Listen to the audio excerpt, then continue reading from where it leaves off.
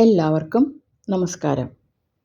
ഇന്ന് ഞാൻ പറയാൻ പോകുന്നത് തമിഴ്നാട്ടിലെ കോനേരി രാജപുരത്ത് നടരാജനായിട്ടുള്ള ശിവൻ്റെ യഥാർത്ഥ രൂപത്തെക്കുറിച്ചാണ്. നൂറ്റാണ്ടുകൾക്ക് മുമ്പ് ഒരു ചോള രാജാവ് നടരാജൻ്റെ വിഗ്രഹം നിർമ്മിക്കാൻ ആഗ്രഹിച്ചു. വിദഗ്ധനായ ഒരു ശില്പിയെ സമീപിച്ചു. പല ദിവസങ്ങളിലായി 7 തവണ ശ്രമിച്ചിട്ടും ശില്പിക്ക് മികച്ച രൂപം ഉണ്ടാക്കാൻ കഴിഞ്ഞില്ല. ഒരു വൈകുന്നേരം ഒരു ബ്രാഹ്മണ ദമ്പതികൾ വെള്ളം ചോദിച്ച് അവിടെ ചെന്നു. ബ്രാഹ്മണ അഗ്രഹാരം വളരെ ദൂരെയാണെന്നും തങ്ങൾക്ക് ബ്രാഹ്മണർക്ക് കുടിവെള്ളം നൽകാൻ കഴിയില്ലെന്നും ശില്പിയും സഹായികളും ദമ്പതികളെ അറിയിച്ചു. ബ്രാഹ്മണൻ അത് ചെവിക്കൊണ്ടില്ല. വളരെ നേരം നടന്ന് ക്ഷീണിച്ചതിനാൽ അവരുടെ കൈവശമുള്ള വെള്ളം നൽകണമെന്ന് ആവശ്യപ്പെട്ടു.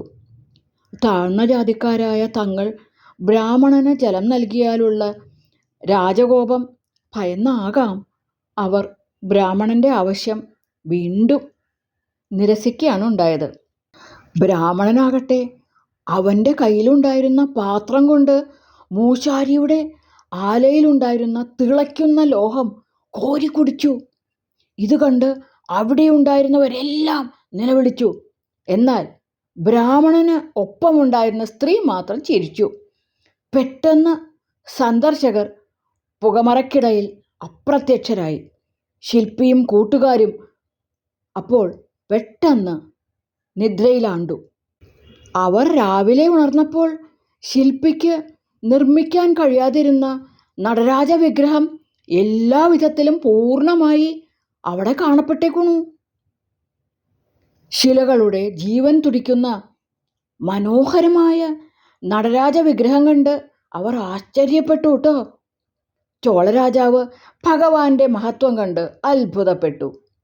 ആ പ്രതിമയ്ക്ക് ജീവനുണ്ടോ എന്ന് രാജാവ് പരിഹാസത്തോടെയാണ് ശില്പിയോട് ചോദിച്ചത്. തീർച്ചയായും, ശില്പി മറുപടി പറഞ്ഞു. വിശ്വാസം വരാതെ രാജാവ് ഒരു ആണിയെടുത്ത് പ്രതിമയുടെ കാലിൽ തറച്ചു. എല്ലാവരെയും അമ്പരപ്പിച്ചുകൊണ്ട് കാലിൽ നിന്നും രക്തമൊലിച്ചിറങ്ങി. രാജാവ് മോഹാത്സ്യപ്പെട്ടു വീണു. ബോധം വന്നപ്പോൾ രാജാവ് കുഷ്ഠരോഗബാധിതനായിരുന്നു. ഇത് ഐതിഹ്യമല്ലാട്ടോ, ശരിക്കും സംഭവിച്ചതാണ് എന്നാണ് പറയുന്നത്. ഇന്നും നടരാജൻ്റെ പാദത്തിൽ മുറിവിൻ്റെ പാട് കാണാമെന്ന് പറയുന്നുണ്ട്. മനുഷ്യരൂപത്തിൽ ഭഗവാനെയും ദേവിയെയും ദർശിക്കാൻ ശില്പിക്കും സംഘത്തിനും കഴിഞ്ഞത് എന്തൊരു ഭാഗ്യം തന്നെയാണ് അല്ലേ? എന്തൊരു പുണ്യമാണ്.